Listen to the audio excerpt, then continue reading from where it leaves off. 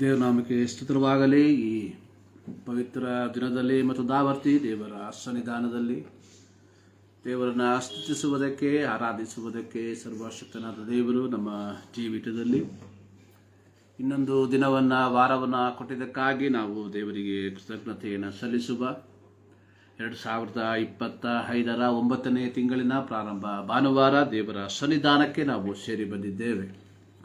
ಕಳೆದ 8 ತಿಂಗಳು ಸರ್ವಶಕ್ತನಾದ ದೇವರು ನಮ್ಮನ್ನು ಪರಿಪಾಲಿಸಿ, ನಮ್ಮನ್ನು ಸಂರಕ್ಷಿಸಿ, ನಮ್ಮ ಆಧ್ಯಾತ್ಮಿಕ ಹಾಗೂ ಶಾರೀರಿಕ ಜೀವಿತಕ್ಕೆ ಬೇಕಾದಂತಹ ಎಲ್ಲ ಆಶೀರ್ವಾದಗಳನ್ನು, ಮೇಲುಗಳನ್ನು ದಯಪಾಲಿಸಿರಲಾಗಿ ಈ ಮುಂಜಾನೆಯಲ್ಲಿ ಮತ್ತು ದಾವರ್ತಿ ಕೃತಜ್ಞತೆಯಿಂದ ಆತನ ಸನ್ನಿಧಾನದಲ್ಲಿ ಆತನಿಗೆ ಸಲ್ಲತಕ್ಕ ಆರಾಧನೆಯನ್ನು, ಆತನಿಗೆ ಸಲ್ಲತಕ್ಕ ಘನತೆಯನ್ನು ನಾವು ಸಲ್ಲಿಸುವಂಥವರಾಗಿರುವ.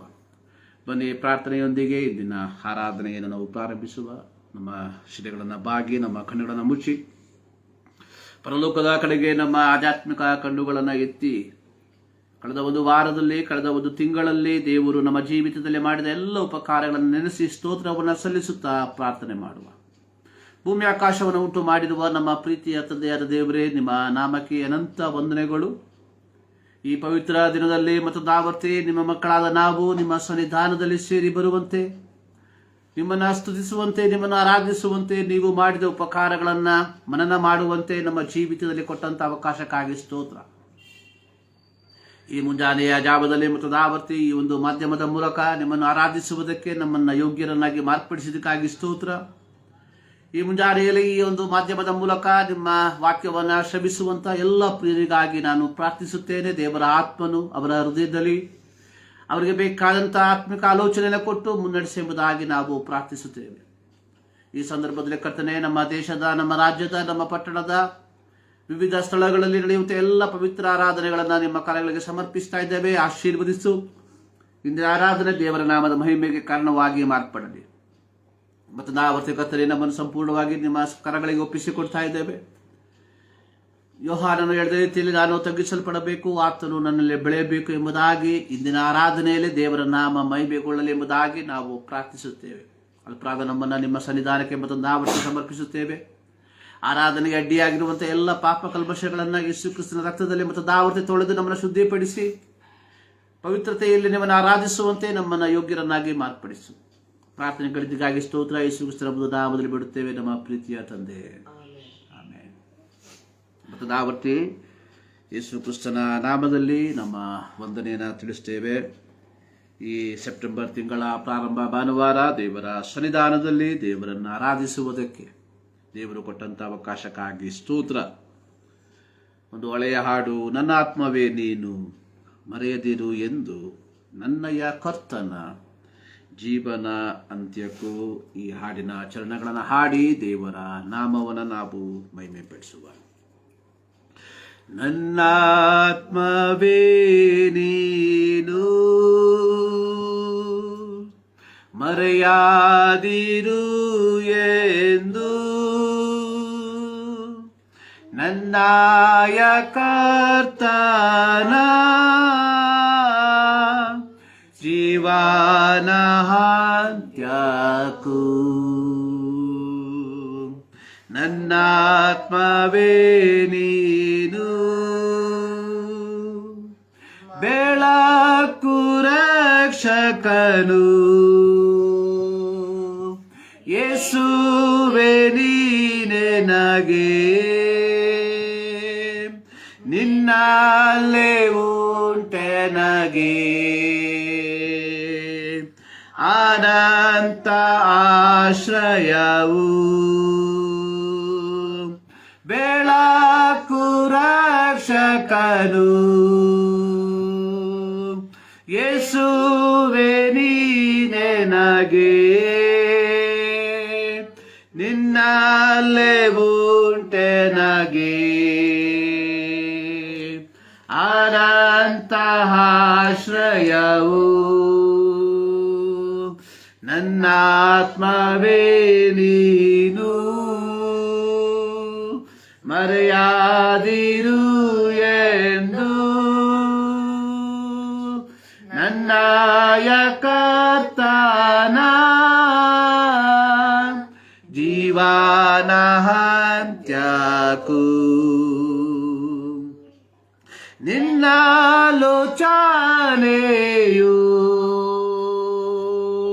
ಶಾಶ್ವತವಾದದು,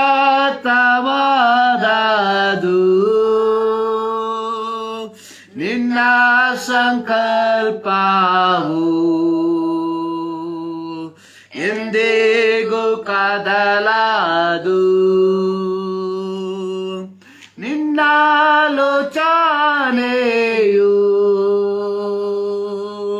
ಶಾಶ್ವತವಾದದು,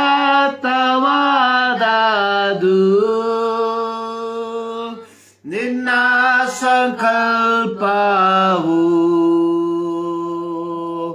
ಎಂದಿಗೂ ಕದಲದು.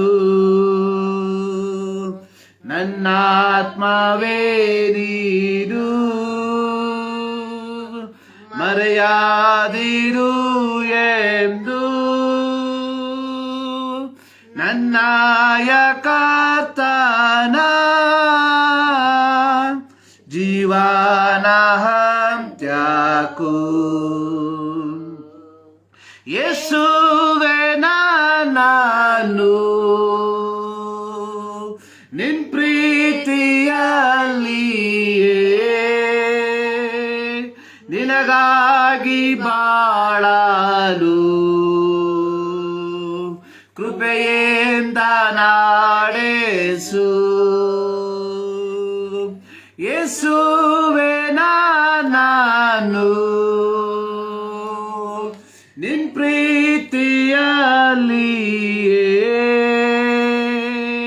ನಿನಗಾಗಿ ಬಾಳಲು ಕೃಪೆಯಿಂದ ನಡೆಸು. ನನ್ನಾತ್ಮವೇ ನೀನು ಮರೆಯಾದಿರು ಎಂದು ನನ್ನಯ ಕರ್ತನ ಜೀವನ ಅಂತ್ಯಕ್ಕೂ ದೇವರೇ ನನ್ನಲ್ಲಿ ನಿರ್ಮಿಸು ಶುದ್ಧ ಹೃದಯ, ಸ್ಥಿರ ಚಿತ್ತ ಅನುಗ್ರಹಿಸು, ನೂತನ ಪಾಡಿಸು. ದೇವರೇ ನನ್ನಲ್ಲಿ ನಿರ್ಮಿಸು ಶುದ್ಧ ಹೃದಯ, ಸ್ಥಿರ ಚಿತ್ತ ಅನುಗ್ರಹಿಸಿ, ನೂತನ ಪಾಡಿಸು. ನನ್ನಾತ್ಮವೇ ನೀನು ಮರೆಯಾದಿರು ಎಂದು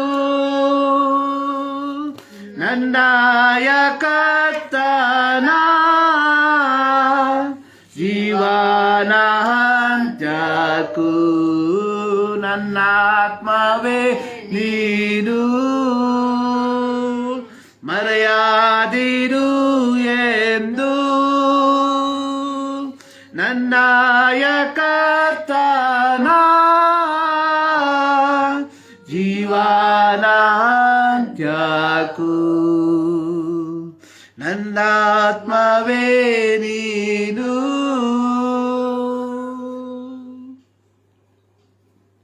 ನನ್ನ ಮನವೇ ಯೆಹೋವನನ್ನು ಕೊಂಡಾಡು, ನನ್ನ ಸರ್ವೇಂದ್ರಿಯಗಳೇ ಆತನ ಪವಿತ್ರ ನಾಮವನ್ನು ಕೀರ್ತಿಸಿರಿ. ನನ್ನ ಮನವೇ ಯೆಹೋವನನ್ನು ಕೊಂಡಾಡು, ಆತನ ಉಪಕಾರಗಳಲ್ಲಿ ಒಂದನ್ನು ಮರೆಯಬೇಡ. ಆರಾಧನೆ ಅನ್ನುವಂಥದ್ದು ನಾವು ದೇವರನ್ನ ಕೊಂಡಾಡುವಂಥದ್ದು. ದಾವೀದನು ದೇವರ ಕೃಪಾತಿಶಯವನ್ನ ಮನನ ಮಾಡಿಕೊಂಡು ಜ್ಞಾಪಕ ಮಾಡಿಕೊಂಡು 103ನೇ ಕೀರ್ತನೆಯನ್ನ ರಚಿಸುವಂತಹ ಸಂದರ್ಭದಲ್ಲಿ ತನ್ನನ್ನು ತಾನು ಸಂಪೂರ್ಣವಾಗಿ ಅರ್ಥ ಮಾಡಿಕೊಂಡು ಈ ಒಂದು ಕೀರ್ತನೆಯನ್ನ ದಾವೀದನು ರಚಿಸಿದ್ದಾನೆ. 15ನೇ ವಾಕ್ಯದಲ್ಲಿ 14ನೇ ವಾಕ್ಯದಲ್ಲಿ ನಮ್ಮ ಪ್ರಕೃತಿಯನ್ನು ಬಲ್ಲನು, ನಾವು ಧೂಳಿಯಾಗಿದ್ದೇವೆಂಬುದನ್ನು ನೆನಪು ಮಾಡಿಕೊಳ್ಳುತ್ತಾನೆ. ಯಾರು? ದೇವರು. 15ನೇ ವಾಕ್ಯದಲ್ಲಿ ದಾವೀದನು ಹೇಳುವಂಥದ್ದು, ಮನುಷ್ಯನ ಆಯುಷ್ಕಾಲ ಹುಲ್ಲಿನಂತಿದೆ, ಅವನು ಅಡವಿಯ ಹೂವಿನ ಹಾಗೆ ಶೋಭಿಸುತ್ತಾನೆ. 16ನೇ ವಾಕ್ಯದಲ್ಲಿ ಆತನು ಹೇಳ್ತಾ ಇದ್ದಾನೆ, ಗಾಳಿ ಬಡಿಯುತ್ತಲೇ ಅದು ಹೋಗುವುದು, ಅದರ ಸ್ಥಳವು ತಿರುಗಿ ಕಾಣುವುದೇ ಇಲ್ಲ. ಅಂದ್ರೆ ತನ್ನ ಸರ್ವಸ್ವವನ್ನ ಗ್ರಹಿಸಿದಂತಹ ದಾವೀದ ದೇವರ ಕೃಪಾತಿಶಯವನ್ನ ಮನನ ಮಾಡಿಕೊಂಡು ಕೀರ್ತನೆಯನ್ನ ಬರಿತಾ ಇದ್ದಾನೆ ಅಥವಾ ದೇವರನ್ನ ಆರಾಧಿಸ್ತಾ ಇದ್ದಾನೆ. ನನ್ನ ಮನವೇ ಯೆಹೋವನನ್ನು ಕೊಂಡಾಡು, ನನ್ನ ಸರ್ವೇಂದ್ರಿಯಗಳೇ ಆತನ ಪವಿತ್ರ ನಾಮವನ್ನ ಕೀರ್ತಿಸಿರಿ. ಅಂದ್ರೆ ನನ್ನ ಸರ್ವ ಅಂಗಗಳೇ. ಯಾತಕ್ಕೋಸ್ಕರವಾಗಿ? ಆತನು ನಮ್ಮ ಪಾಪಗಳಿಗೆ ನಮ್ಮನ್ನು ಸರಿಯಾಗಿ ಶಿಕ್ಷಿಸಲಿಲ್ಲ, ನಮ್ಮ ಅಪರಾಧಗಳಿಗೆ ತಕ್ಕಂತೆ ದಂಡಿಸಲಿಲ್ಲ. ಬದಲಿಗೆ ತನ್ನ ಏಕಕುಮಾರನಾದ ಯೇಸು ಕ್ರಿಸ್ತನನ್ನ ಲೋಕಕ್ಕೆ ಕಳುಹಿಸಿ ನಮ್ಮ ಪಾಪಗಳ ಪರಿಹಾರಕ್ಕೋಸ್ಕರವಾಗಿ ತನ್ನನ್ನು ಯಜ್ಞಾರ್ಪಿತನಾಗಿ ಅರ್ಪಿಸಿ ನಮ್ಮನ್ನು ಪವಿತ್ರಗೊಳಿಸಿದಂತಹ ದೇವರನ್ನ ಈ ಮುಂಜಾನೆಯಲ್ಲಿ ನಮ್ಮ ತನುಮನಗಳಿಂದ ಆತನನ್ನ ಸ್ತುತಿಸುವುದಕ್ಕೆ ನಾವು ಬಾಧ್ಯಸ್ಥರಾಗಿದ್ದೇವೆ. ಆರಾಧನೆ ಎನ್ನುವಂಥದ್ದು ಒಂದು ಕಟ್ಟಡದಲ್ಲಿ ಕುಟುಂಬವಾಗಿ ಸಭೆಯಾಗಿ, ಸಭೆ ಎಂಬುದಾಗಿ ಹೇಳುವಾಗ ಲೌಕಿಕವಾದಂತಹ ಒಂದು ಪದ, ಕೂಡಿ ಬರುವಂಥದ್ದಲ್ಲ. ಸಭೆ ಅಥವಾ ದೇವರನ್ನು ಆರಾಧಿಸುವುದು ಅಂದ್ರೆ ದೇವರು ಮಾಡಿದ ಉಪಕಾರಗಳಿಗೆ ಪ್ರತ್ಯುಪಕಾರವಾಗಿ ಹೃದಯದ ಅಂತರಾಳದಿಂದ ದೇವರಿಗೆ ಸ್ತೋತ್ರವನ್ನ ಸಲ್ಲಿಸುವಂಥದ್ದು. ಪ್ರಿಯರೇ, 8 ತಿಂಗಳು ನಮ್ಮನ್ನ ಬಿಟ್ಟು ಗತಿಸಿ ಹೋಯಿತು. 9ನೇ ತಿಂಗಳಿನ ಪ್ರಾರಂಭ ಭಾನುವಾರ ದೇವರ ಸನ್ನಿಧಾನಕ್ಕೆ ನಾವು ಸೇರಿ ಬಂದಿದ್ದೇವೆ. ಹಾಡುಗಾರನೊಟ್ಟಿಗೆ ನಾವು ಸೇರಿ ಹಾಡುವ ನನ್ನ ಆತ್ಮವೇ ನೀನು ಮರೆಯದಿರು ಎಂದು ನನ್ನಯ ಕರ್ತನ ಜೀವನ ಅಂತ್ಯಕ್ಕೂ. ಅತ್ಯಂತ ಸೋಜಿಗವಾದ ಸಂಗತಿ ಅನ್ನುವಂಥದ್ದು, ಕ್ರೈಸ್ತರಾದ ನಾವುಗಳು ದೇವರನ್ನ ನೆನಪು ಮಾಡಿಕೊಳ್ಳುವಂಥದ್ದು ಭಾನುವಾರದ ದಿನದಲ್ಲಿ ಮಾತ್ರ. ಭಾನುವಾರದ ದಿನದಲ್ಲಿ ಮಾತ್ರ ದೇವಾಲಯಕ್ಕೆ ಬರುವಂಥವರು ಅಥವಾ ದೇವರನ್ನ ಆರಾಧಿಸುವಂಥವರು. ಪ್ರಿಯರೇ, ದಿನಂಪ್ರತಿ ನಾವು ದೇವರನ್ನ ಸ್ತುತಿಸುವುದಕ್ಕೆ, ದೇವರನ್ನ ಆರಾಧಿಸುವುದಕ್ಕೆ ನಾವು ಬಾಧ್ಯಸ್ಥರಾಗಿದ್ದೇವೆ. ಪ್ರಲಾಪಗಳ ಪುಸ್ತಕದಲ್ಲಿ ಪ್ರವಾದಿಯಾದ ಯೆರೆಮೀಯನು ಬರೆದಿರುವಂಥದ್ದು, ನಾವು ಉಳಿದಿರುವುದು ಯೆಹೋವನ ಕರುಣೆಯೇ, ಆತನ ಕೃಪಾವರಗಳು ನಿಂತು ಹೋಗವು, ದಿನ ದಿನವೂ ಹೊಸ ಹೊಸದಾಗಿ ಬರುತ್ತದೆ, ನಿನ್ನ ಸತ್ಯಸಂಧತೆಯು ದೊಡ್ಡದು. ಯೆಹೋವನೇ ನನ್ನ ಪಾಲು, ಆದ ಕಾರಣ ಆತನನ್ನು ನಿರೀಕ್ಷಿಸುವೆನು ಎಂದು ನನ್ನ ಅಂತರಾತ್ಮವು ಅಂದುಕೊಳ್ಳುತ್ತದೆ. ಬೇರೆ ಕಳೆದ ವಾರದಲ್ಲಿ 40-50 ವರ್ಷ ಪ್ರಾಯವಿರುವಂತಹ ವ್ಯಕ್ತಿಗಳು ಲೋಕವನ್ನು ಬಿಟ್ಟು ಆಗಲಿ ಹೋದ್ರು. ಸಾಯುವಂತಹ ದೊಡ್ಡ ಕಾಯಿಲೆಗಳೇನಿಲ್ಲ. BP ಸ್ವಲ್ಪ ಜಾಸ್ತಿ ಆಯಿತು, ಲೋಕವನ್ನು ಬಿಟ್ಟಾಗಲಿ ಹೋದರು. ಅದಕ್ಕಿಂತ ಚಿಕ್ಕ ಪ್ರಾಯದವರು ಲೋಕವನ್ನು ಬಿಟ್ಟು ಆಗಲಿ ಹೋದರು.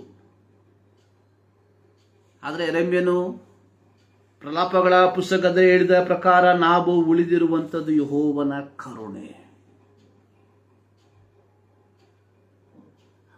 ಸೊ ಈ ಸೆಪ್ಟೆಂಬರ್ ತಿಂಗಳ 7ನೇ ದಿನ ಅಥವಾ ಈ ಭಾನುವಾರ ದೇವರನ್ನು ಆರಾಧಿಸುವುದಕ್ಕೆ ದೇವರು ನಮಗೆ ಸಂದರ್ಭವನ್ನು ಕೊಟ್ಟಿರುವಾಗ, ಸೊ ಮುಂದಿನ ಭಾನುವಾರ ನಾವು ಉಳಿತೇವೆ ಅನ್ನುವಂಥದ್ರಲ್ಲಿ ಯಾವ ಗ್ಯಾರಂಟಿ ಇಲ್ಲ. there is no guarantee. ಉಳಿದ್ರೆ ಸೊ ಇವತ್ತು ನಾವು ಬದುಕಿದ್ದೇವೆ,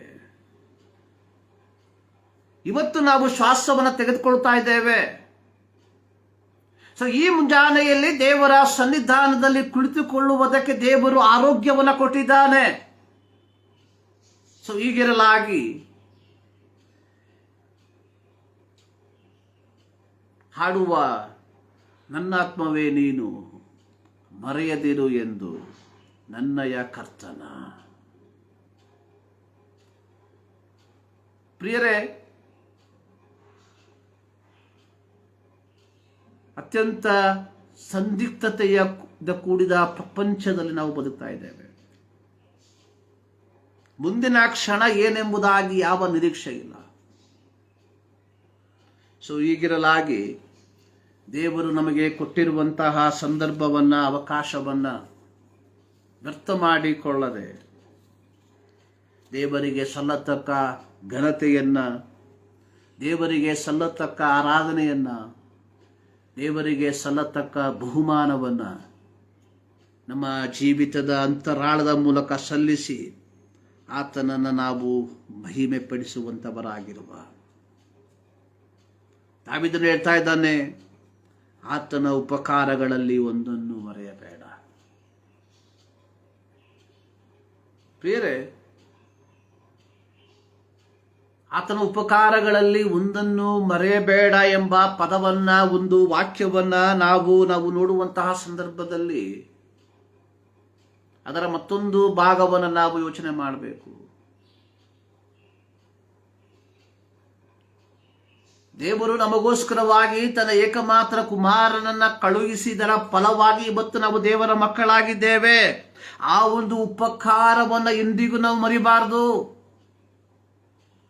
ಸೊ ಇಂದು ಈ ರೀತಿಯಾಗಿ ಕೂರುವುದಕ್ಕೆ ಕಾರಣ, ಈ ಮುಂಜಾನೆಯಲ್ಲಿ ಈ ಒಂದು ಮಾಧ್ಯಮದ ಮೂಲಕವಾಗಿ ದೇವರ ವಾಕ್ಯವನ್ನು ಸಾರುವುದಕ್ಕೆ ಕಾರಣ, 2000 ವರ್ಷಗಳ ಹಿಂದೆ ಯೇಸು ಸ್ವಾಮಿ ನನಗೋಸ್ಕರವಾಗಿ ಈ ಲೋಕಕ್ಕೆ ಬಂದು ನನ್ನ ಪಾಪಗಳ ಪರಿಹಾರಕ್ಕೋಸ್ಕರವಾಗಿ ತನ್ನನ್ನು ಯಜ್ಞಾರ್ಪಿತನಾಗಿ ಅರ್ಪಿಸಿ ಆತನ ರಕ್ತದ ಮೂಲಕವಾಗಿ ನನ್ನ ಪಾಪವನ್ನು ತೊಳೆದರ ಫಲವಾಗಿ ಈ ಮುಂಜಾನೆಯಲ್ಲಿ ಈ ಸೆಪ್ಟೆಂಬರ್ ತಿಂಗಳ 7ನೇ ದಿನದಲ್ಲಿ ದೇವರ ಸನ್ನಿಧಾನದಲ್ಲಿ ನಿಂತಿರುವಾಗ, ಕುಳಿತಿರುವಾಗ ನಾನು ಜ್ಞಾಪಕ ಮಾಡಿಕೊಳ್ಳಬೇಕಾಗಿರುವಂಥದ್ದು, ಆತನು ಮಾಡಿದಂತಹ ಉಪಕಾರವನ್ನು ಮರಿಬಾರದು.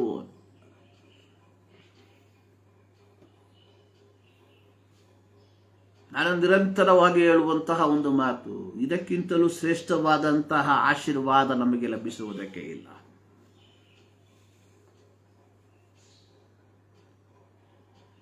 ಸೊ ಆತನ ಉಪಕಾರಗಳನ್ನ ಮರಿಬಾರದು ಅಂತ ಹೇಳಿದ್ರೆ, ಮತ್ತು ಅದರ ಇನ್ನೊಂದು ಭಾಗ, ನಮ್ಮ ಜೀವಿತದಲ್ಲಿ ಪಾಪಗಳು ಸಂಭವಿಸುವಾಗ ಅದನ್ನು ಅಪ್ಪಿಕೊಳ್ಳದೆ ದಿನಂಪ್ರತಿ ಒಂದಲ್ಲ ಒಂದು ರೀತಿಯಲ್ಲಿ ಪಾಪ ಸ್ವಭಾವಗಳು ನಮ್ಮಲ್ಲಿ ಬರ್ತದೆ. ಅದನ್ನು ಅಪ್ಪಿಕೊಳ್ಳದೆ ನಾವೇನ್ ಮಾಡಬೇಕು? ಒಪ್ಪಿಕೊಳ್ಳುವಂಥವರಾಗಿರಬೇಕು. ಇವತ್ತು ನಾವು ಒಪ್ಪಿಕೊಳ್ಳುವಂಥವರಲ್ಲ, ಅಪ್ಪಿಕೊಳ್ಳುವಂಥವರಾಗಿ ಮಾರ್ಪಟ್ಟಿದ್ದೇವೆ.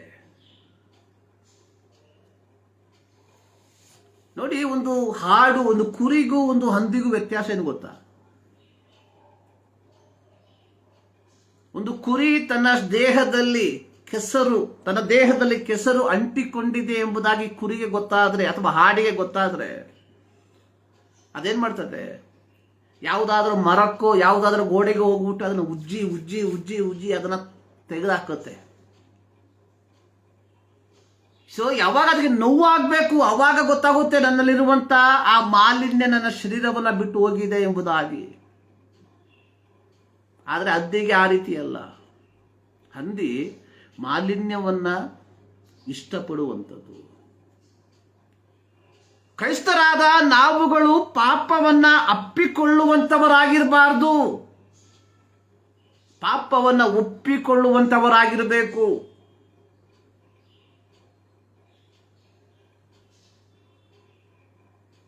ವಾರಕ್ಕೆ ಒಂದು ದಿನ ಹೋಗ್ಲಿ, ತಿಂಗಳಿಗೆ ಒಂದು ದಿನಾನು ನಾವು ನಮ್ಮ ತಪ್ಪುಗಳನ್ನು ಒಪ್ಪಿಕೊಳ್ಳದೇ ಇರುವಂತವರಾಗಿದ್ದೇವೆ. ಸೊ ನಾವು ಪಾಪದಲ್ಲಿ ಆನಂದಿಸುವ ವ್ಯಕ್ತಿಗಳಾಗಿ ಮಾರ್ಪಟ್ಟಿದ್ದೇವೆ.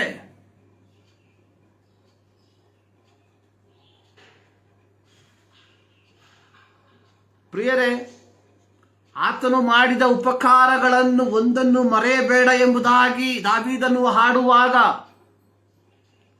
ಸೊ ನಾವುಗಳು ದೇವರು ನಮಗಾಗಿ, ಯೇಸು ಕ್ರಿಸ್ತನು ನಮಗಾಗಿ ಮಾಡಿದಂತಹ ಉಪಕಾರಗಳನ್ನು ನೆನಪು ಮಾಡಿಕೊಳ್ಳುವಾಗ, ಸೊ ನಮ್ಮ ಜೀವಿತದಲ್ಲಿ ಬರುವಂತಹ ಪಾಪಗಳನ್ನು ಏನ್ ಮಾಡಬೇಕು? ಒಪ್ಪಿಕೊಳ್ಬೇಕು.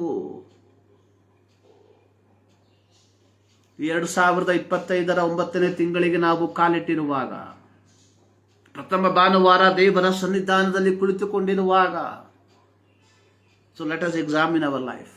ಸೊ ನಮ್ಮ ಜೀವಿತವನ್ನು ನಾವು ಒಮ್ಮೆ ಪರೀಕ್ಷೆ ಮಾಡಿಕೊಳ್ಳುವ.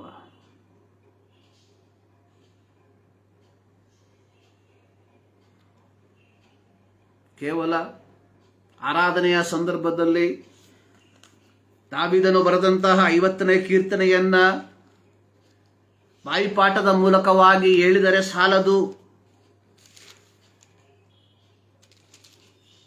51ನೇ ಕೀರ್ತನೆಯಲ್ಲಿ ದಾವೀದನು ಹೇಳಿರುವಂಥದ್ದು, ಪ್ರೀತಿ ಸ್ವರೂಪನಾದ ದೇವರೇ, ನನ್ನನ್ನು ಕರುಣಿಸು, ಕರುಣಾನಿಧಿಯೇ, ನನ್ನ ದ್ರೋಹವನ್ನೆಲ್ಲ ಅಳಿಸಿಬಿಡು, ನನ್ನ ಪಾಪವನ್ನು ಸಂಪೂರ್ಣವಾಗಿ ತೊಳೆದು ಬಿಡು, ನನ್ನ ದೋಷವನ್ನು ಪರಿಹರಿಸಿ ನನ್ನನ್ನು ಶುದ್ಧಿಗೊಳಿಸು ಎಂಬ ಬಾಯಿಪಾಠದ ಮಾತುಗಳನ್ನು ಹೇಳಿದರೆ ಸಾಲದು. ಪ್ರಿಯರೇ, ಯಾವ ರೀತಿಯಾಗಿ ಒಂದು ಕುರಿ, ಯಾವ ರೀತಿಯಾಗಿ ಒಂದು ಹಾಡು ತನ್ನ ಶರೀರದಲ್ಲಿ ಅಂಟಿಕೊಂಡಂತಹ ಮಾಲಿನ್ಯವನ್ನ ಉಜ್ಜಿ ಉಜ್ಜಿ ಉಜ್ಜಿ ತೆಗೆದಾಕ್ತದೋ, ಅದೇ ರೀತಿಯಲ್ಲಿ ನಾವು ದಿನಂಪ್ರತಿ ನಮ್ಮ ಜೀವಿತದಲ್ಲಿ ಬರುವಂತಹ ಪಾಪಗಳನ್ನ, ಅಪನಂಬಿಕೆ ಎಂಬಂತಹ ಪಾಪಗಳನ್ನ, ಅವಿಧೇಯತ್ವ ಎಂಬ ಪಾಪಗಳನ್ನು ನಾವೇನ್ ಮಾಡಬೇಕು?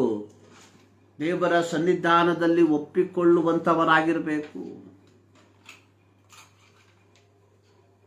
ಈ ಮುಂಜಾನೆಯಲ್ಲಿ ದೇವರ ಸನ್ನಿಧಾನಕ್ಕೆ ನಾವು ಸೇರಿ ಬಂದಿರುವಾಗ ನಮ್ಮನ್ನೇ ದೇವರ ಸನ್ನಿಧಾನದಲ್ಲಿ ಸಮರ್ಪಿಸಿ ನೋಡುವ.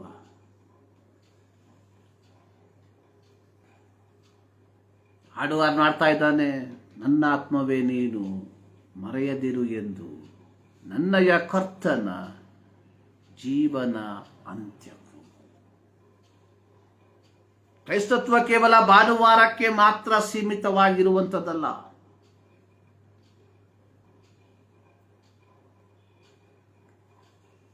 ಇವತ್ತು ಕ್ರೈಸ್ತತ್ವದ ಶತ್ರುಗಳು ಯಾರಂದ್ರೆ ಕ್ರೈಸ್ತರಾಗಿ ಕ್ರೈಸ್ತರಾಗಿರುವಂಥವರು. ಕ್ರಿಸ್ತನ ಸುವಾರ್ತೆಗೆ ಅಡ್ಡಿ ಯಾರು ಅಂತ ಹೇಳಿದ್ರೆ ಕ್ರೈಸ್ತರೆಂಬ ನಾಮಧೇಯದಲ್ಲಿ ಜೀವಿಸುವಂಥವರು.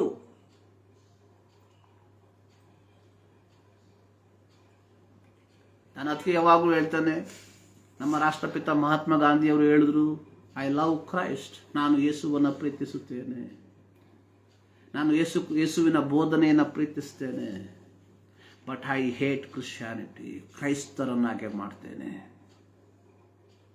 ಕಾರಣ, ಅವರು ಕ್ರಿಸ್ತನ ಬೋಧನೆಗೆ ಅನುಗುಣವಾಗಿ ತಮ್ಮ ಜೀವಿತವನ್ನು ನಿರ್ವಹಿಸುವಂತವರಲ್ಲ.